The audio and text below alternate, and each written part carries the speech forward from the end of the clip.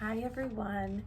So for the Marsden review, I'm going to be discussing George Marsden's book and then two other books which explore Christian scholarship.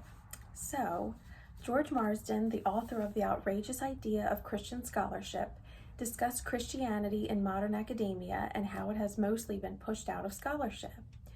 Christian perspectives were unwelcomed in the modern university because of religious authoritarianism, less room for religion in schools, diversity, and uniformity. Many college administrators were concerned with religious authority becoming fully in charge of higher education and then proselytizing their opinions on students. The secular world took firmer hold while the religious one was slowly pushed away. Marsden showed that secular subjects such as Marxism were accepted, if not always agreed upon, but Christianity was not given the same level of concentration in higher education. Diversity through secular uniformity became the goal of many colleges and universities. Any talk of Christianity or of one's Christian faith was often received by skepticism and thought to be outrageous. Now, William Svelmo, contributor to the book American Evangelicalism, George Marsden and the State of American Religious History, studied Marsden's written works. He is very appreciative of Marsden's thoughts on Christian scholarship.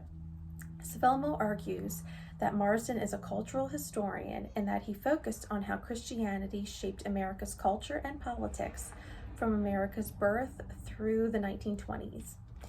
He also showed that Marsden both complicated and clarified the position of Christianity in academia. He clarified it by showing the Bible to be similar to science texts, which are accepted by all institutions of higher learning. But he also complicated it by pitting fundamentalism against modernism, which encouraged modernists in colleges and universities to shy away from Christian fundamentalism. And then lastly, Christopher Shannon, contributor to Confessing History, Explorations in Christian Faith, and the Historian's Vocation, likewise studied George Marsden's stance on Christianity. Instead of focusing on the Christian aspect of Marsden's argument, he looked at the scholarship part. He maintained that Marsden and other Christian historians should focus on the future of Christian history in academia and less on how little Christianity is studied. His belief is that the Bible should be studied as a primary source or as a historical artifact. Christianity has a place in academia, but not as the only viewpoint.